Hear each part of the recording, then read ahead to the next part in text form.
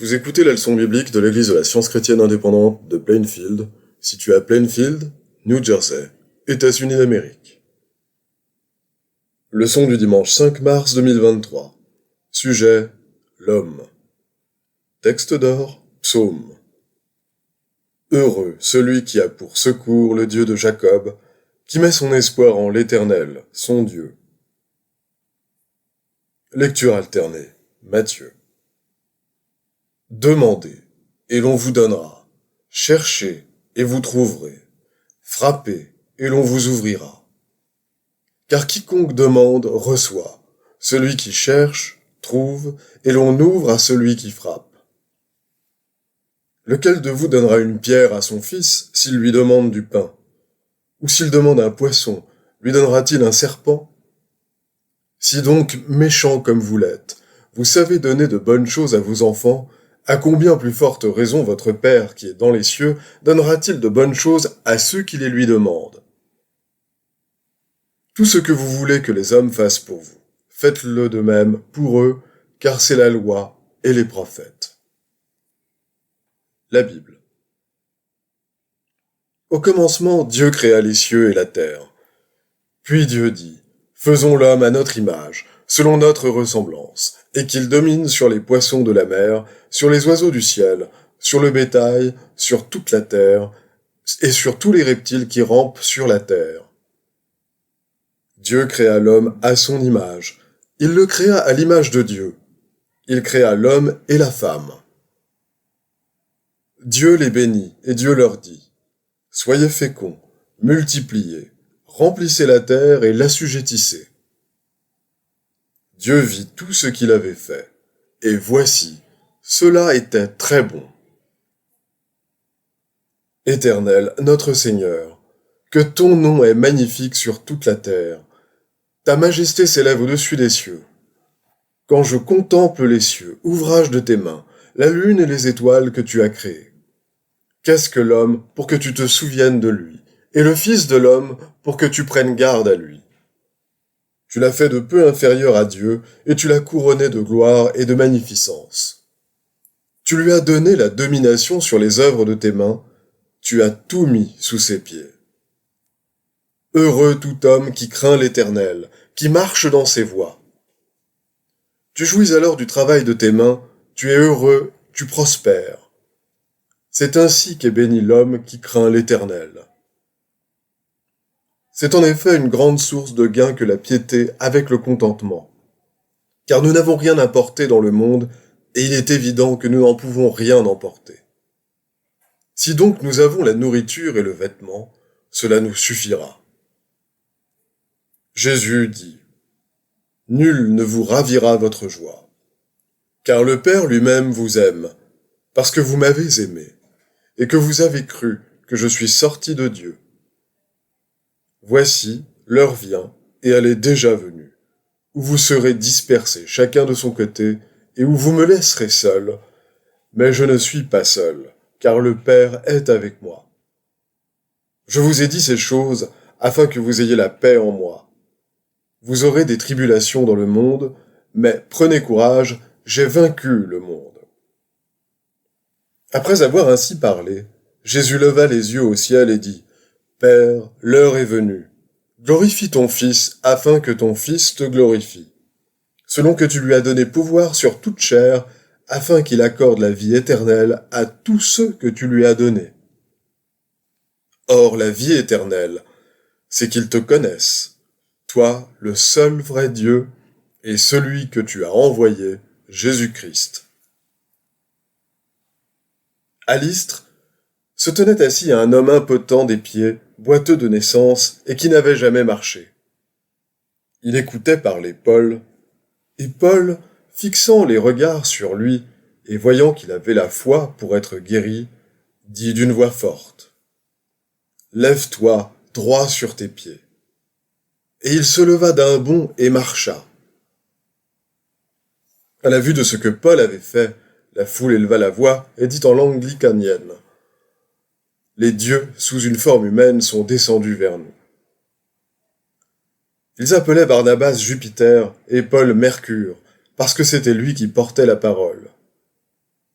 Le prêtre de Jupiter, dont le temple était à l'entrée de la ville, amena des taureaux avec des bandelettes vers les portes, et voulait de même que la foule offrir un sacrifice. Les apôtres, Barnabas et Paul, ayant appris cela, déchirèrent leurs vêtements et se précipitèrent au milieu de la foule, en s'écriant « Ô hommes, pourquoi agissez-vous de la sorte? Nous aussi, nous sommes des hommes de la même nature que vous, et vous apportant une bonne nouvelle, nous vous exhortons à renoncer à ces choses vaines pour vous tourner vers le Dieu vivant qui a fait le ciel, la terre, la mer et tout ce qui s'y trouve. Ce Dieu, dans les âges passés, a laissé toutes les nations suivre leur propre voie.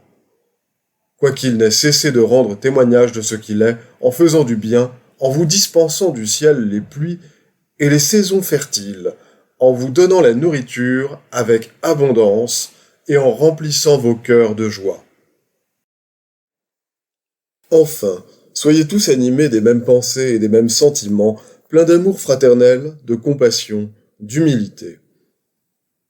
Ne rendez point mal pour mal, ou injure pour injure. Bénissez au contraire, car c'est à cela que vous avez été appelés, afin d'hériter la bénédiction. Si quelqu'un, en effet, veut aimer la vie et voir des jours heureux, qu'il préserve sa langue du mal et ses lèvres des paroles trompeuses.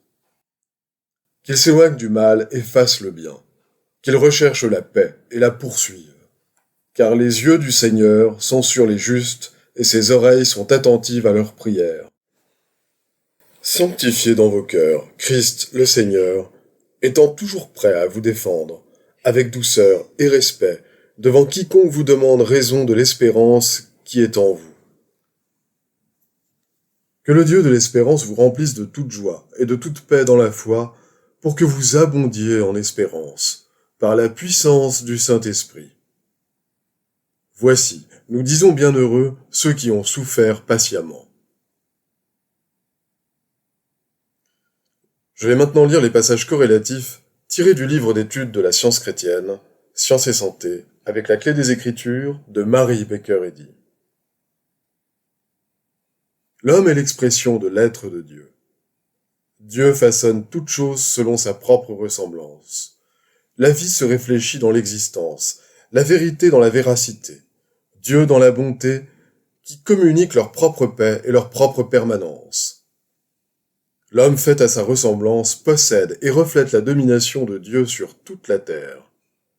L'homme et la femme, coexistant avec Dieu et éternels comme lui, reflètent à jamais en qualité glorifiée l'infini Père Mère Dieu.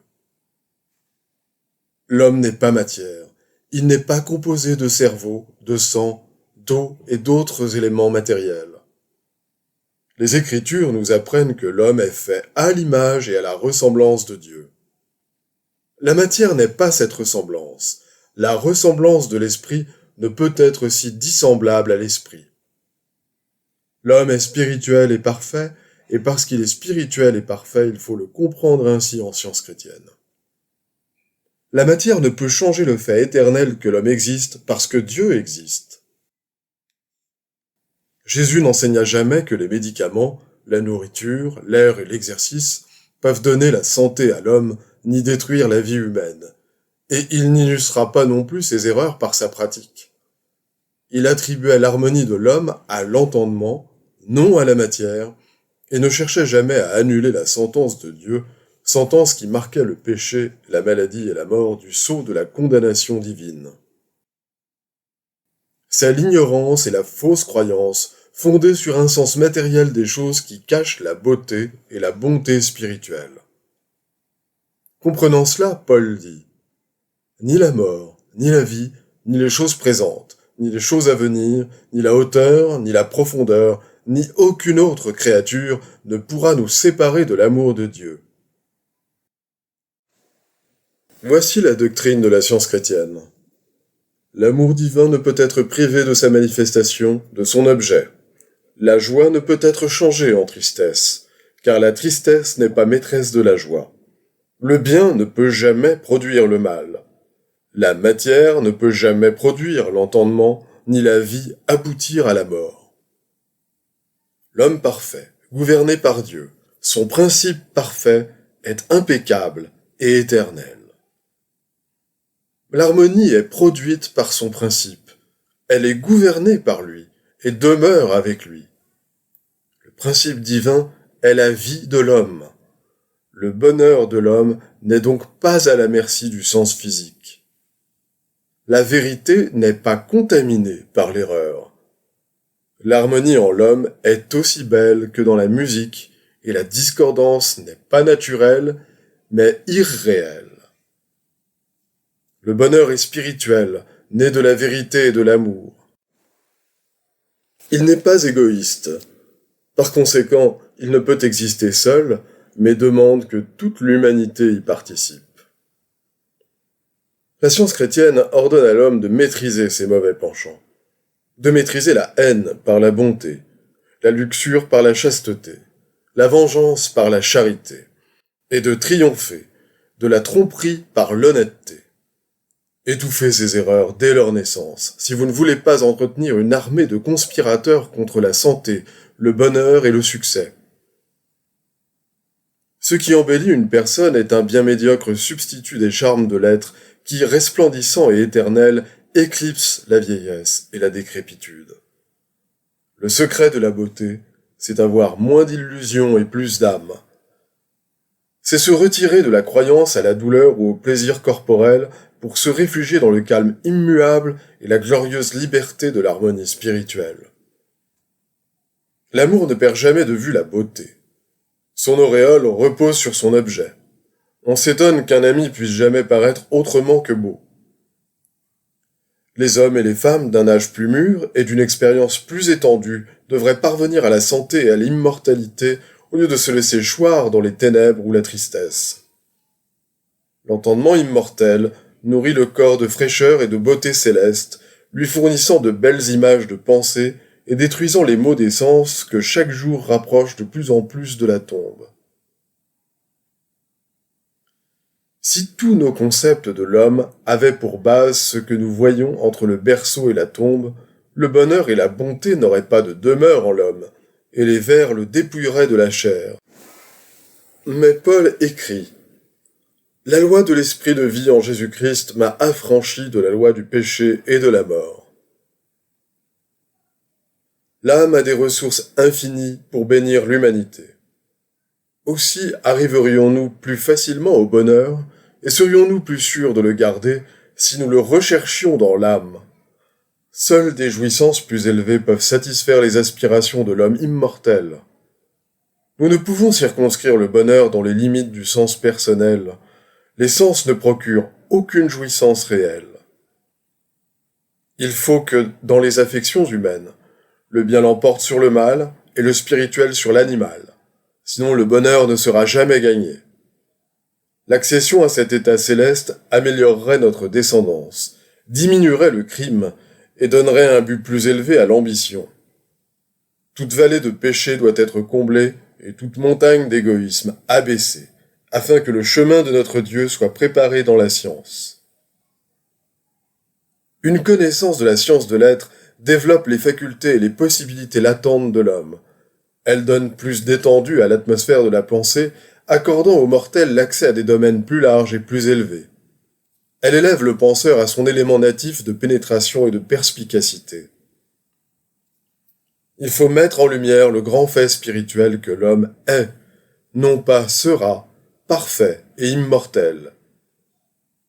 Nous devons être pour toujours conscients de l'existence, et tôt ou tard, par le Christ et la science chrétienne, nous devrons maîtriser le péché et la mort. L'évidence de l'immortalité de l'homme deviendra plus apparente à mesure que l'on renoncera aux croyances matérielles et que l'on admettra les faits immortels de l'être. La joie exempte de péché, la parfaite harmonie et l'immortalité de la vie, possédant la beauté et la bonté divine illimitées, sans aucune douleur, ni aucun plaisir corporel, constitue le seul homme véritable et indestructible dont l'être est spirituel. Cet état d'existence est scientifique et intact, perfection que seuls discernent ceux qui ont la compréhension finale du Christ dans la science divine. Les devoirs quotidiens de Mary Baker Eddy. Prière quotidienne. Il sera du devoir de tout membre de cette Église de prier chaque jour. Que ton règne vienne, que le règne de la vérité, de la vie et de l'amour divin soit établi en moi et élimine de moi tout péché. Et puisse ta parole enrichir les affections de toute l'humanité et la gouverner. Règles pour les mobiles et les actes. Ni l'animosité, ni un attachement purement personnel ne doivent déterminer les mobiles ou les actes des membres de l'Église mère. Dans la science, l'amour divin seul gouverne l'homme, et un scientiste chrétien reflète les douces aménités de l'amour en réprouvant le péché, et en manifestant un véritable esprit de fraternité, de charité et de pardon. Les membres de cette Église doivent journellement veiller et prier pour être délivrés de tout mal, pour ne pas prophétiser, juger, condamner, conseiller, influencer ou être influencés d'une manière erronée. Vigilance face au devoir. Il sera du devoir de chaque membre de cette Église de se défendre journellement contre la suggestion mentale agressive et de ne pas se laisser entraîner à oublier ou à négliger son devoir envers Dieu, envers son leader et envers l'humanité. Par ses œuvres, il sera jugé et justifié ou condamné.